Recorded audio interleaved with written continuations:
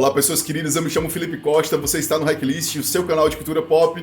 Aproveita que você já chegou por aqui, já vai deixando o seu like e se você ainda não é inscrito, se inscreve aí no canal. E chegou o grande momento onde vamos falar sobre o novo filme do Batman, dirigido pelo Matt Reeves, com Robert Pattinson encarnando aí o Homem-Morcego e dessa vez com todos os spoilers que a gente tem direito. Eu já fiz um vídeo falando sobre as minhas primeiras impressões sobre o mais novo filme do Batman. Esse vídeo não tem spoiler, então se você quiser saber as minhas primeiras impressões sobre esse mais novo filme do Batman, vou deixar aqui o link na descrição, porque esse vídeo, como eu falei pra vocês, não tem spoiler, já que hoje é um dia especial e a gente vai conversar sobre esse filme com todos os spoilers que tem direito. Primeiro eu tenho que falar pra vocês que esse pra mim é o melhor filme do Batman já feito em muito tempo. Pra mim é o melhor filme do Batman depois ali do Cavaleiro das Trevas do Nolan, melhor que o The Dark Knight Rises. Mas muita gente tem falado, e eu até entendo esse sentimento, que esse filme seja melhor que o Cavaleiro das Trevas, o The Dark Knight, com o Heath Ledger, né, como Coringa. Mas eu não digo que ele é melhor, mas que talvez ele seja tão bom quanto. Melhor, eu acho ainda muito cedo para falar que esse filme é melhor do que o do Nolan, do que especificamente o segundo filme do Batman do Nolan. Mas com certeza ele é muito superior ao Begins e muito superior ao The Dark Knight Rises. Outra coisa importante é se você faz parte da galera que achava que o Robert Pattinson não ia dar conta do recado por conta do histórico dele lá em Crepúsculo.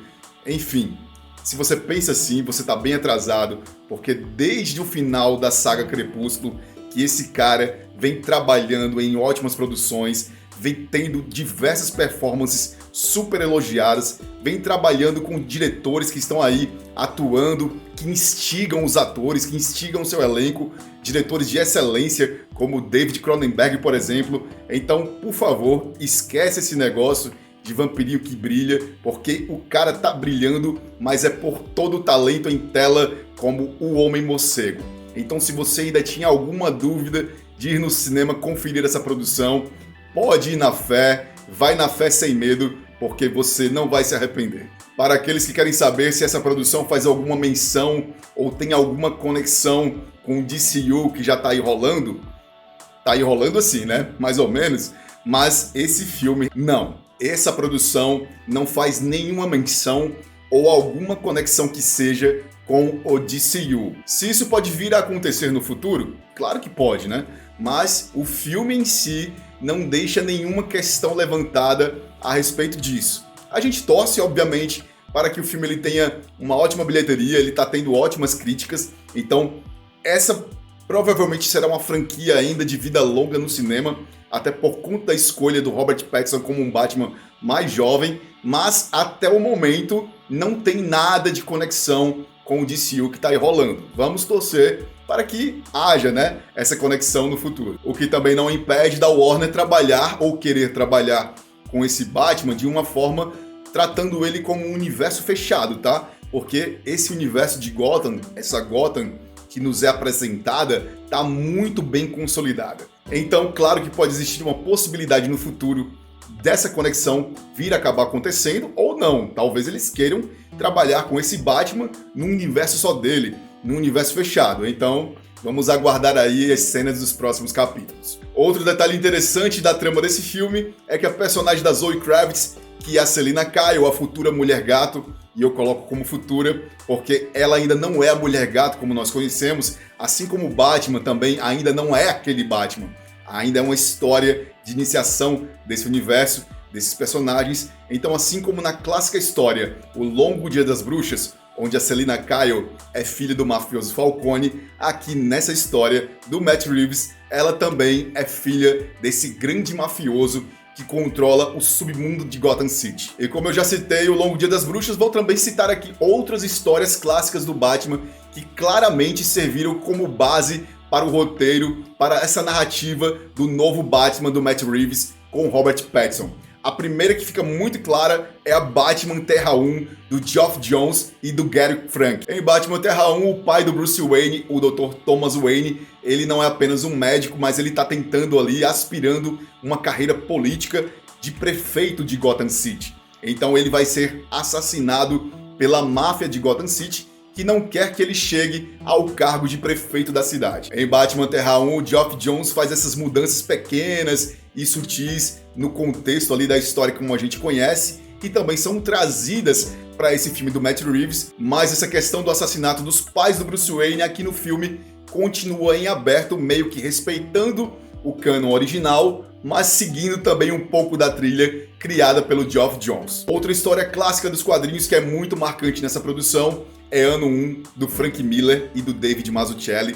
Nós temos aqui, em diversos momentos, aquela narração em primeira pessoa do Bruce Wayne contando meio a história do que está acontecendo durante a trama. Então esse é um ponto que fez a gente lembrar muito do Batman Ano 1, e fora isso, tem aqui o Batman falhando em alguns momentos, né? Mostrando que ele ainda tá aprendendo, que ele ainda tá pegando a manha ali da luta contra o crime, assim como também na história do Frank Miller. Sem falar na personagem da Selina Kyle, interpretada aqui pela Zoe Kravitz, como eu já falei, que está idêntica a essa história. Outra história clássica muito marcante nessa produção é O Longo Dia das Bruxas, do Jeff Loeb, do Tim Sale, onde a gente tem esse Batman detetivesco trabalhando nessa investigação desses assassinatos que estão rolando ali com essas pessoas importantes da sociedade de Gotham City, assim como nessa história. A gente tem ali um Batman trabalhando praticamente lado a lado com a polícia, e isso é inegavelmente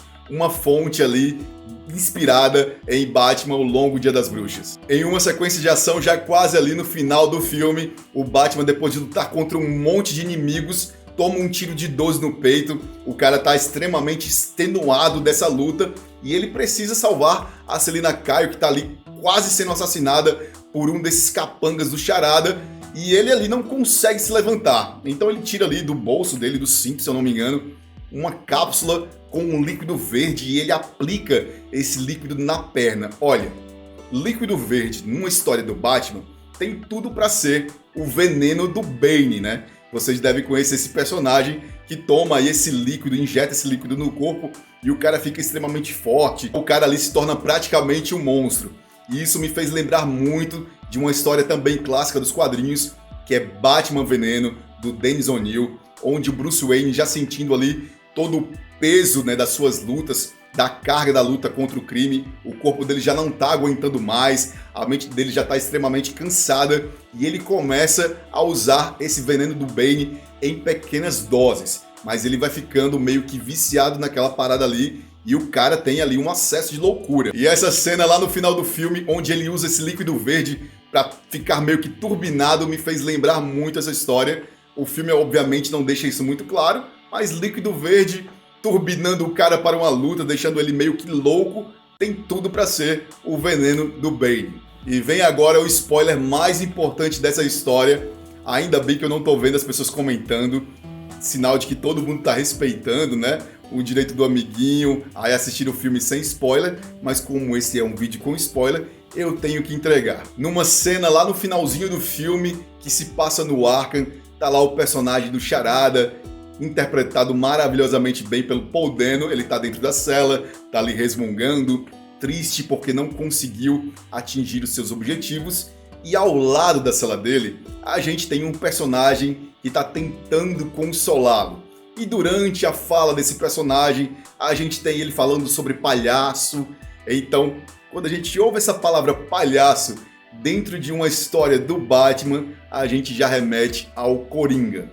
E mais pra frente a gente vai tendo ali a câmera fechando meio que um pouquinho no rosto desse personagem, tá muito escuro, mas dá pra ver que o cara tem cicatrizes muito grandes ali na região aqui da face, da boca, então a gente subentende, é claro, que esse personagem é o futuro Coringa dessa provável franquia que se inicia aqui nesse filme do Matt Reeves. Então, sim, o Coringa aparece no filme do Batman. Mas como quase nada nessa vida é perfeito, eu preciso tocar no assunto a respeito de duas cenas desse filme que pra mim são problemáticas. Elas obviamente não tiram o brilho do filme, não prejudicam o saldo final, que é extremamente positivo, mas eu assisti ele uma vez e na segunda vez continuei me incomodando com isso, que é a seguinte. Temos o personagem do Alfred Pennyworth nessa história, interpretado também maravilhosamente bem pelo Andy Serkis, e ele se diz um ex-ativo do MI6,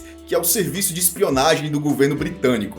Então você imagina, né, um cara, um ex-militar super experiente, e ele recebe um envelope do Charada na mansão Wayne. No caso não é a mansão, é a Torre Wayne. Só que o Charada tá entregando esses envelopes para todas as vítimas dele, com um endereço pro Batman, to the Batman.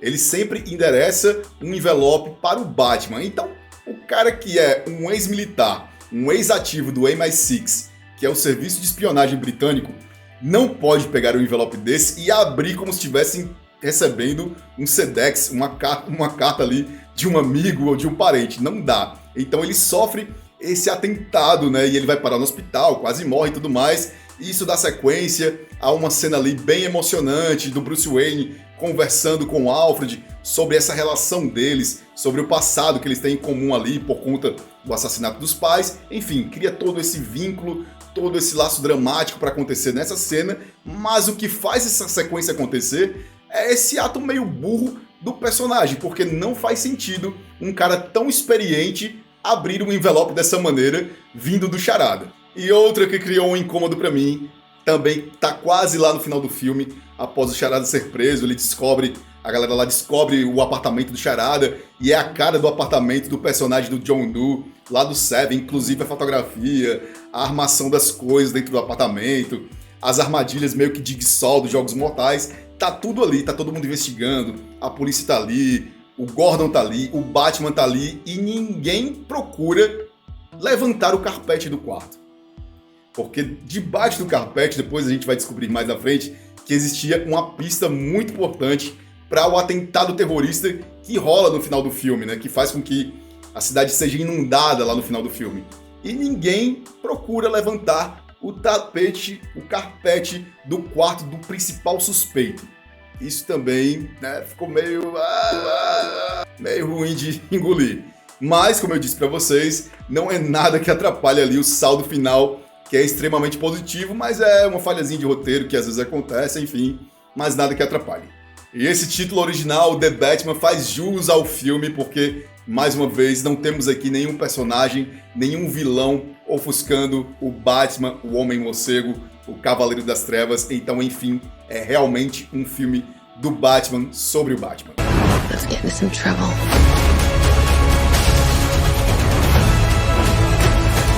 E você, notou algum easter egg ou algum spoiler que eu não comentei aqui? Deixa nos comentários aqui. Se você já assistiu a esse filme, deixa nos comentários também a sua opinião. Se você curtiu esse vídeo, deixa seu like. Se você ainda não é inscrito, se inscreve aqui no canal. Isso dá uma força enorme para esse trampo que eu faço com muito carinho para vocês. Compartilhe esse vídeo com seus amigos e amigas que curtem esse tipo de conteúdo.